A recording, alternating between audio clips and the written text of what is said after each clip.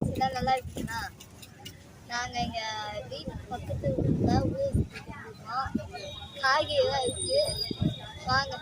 160 ரூபா.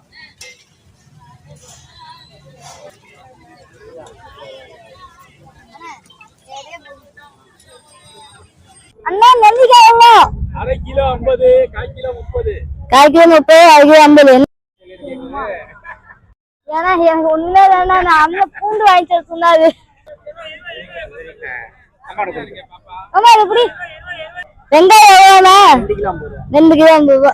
சின்ன வெங்காயம் சின்ன கிலோ 50 ரூபா. கிலோ ஏன் நல்ல தக்காளி தான் இங்க பாருங்க. எங்க பக்கத்து வீட்டக்கா எங்க கூட வந்துருக்காங்க.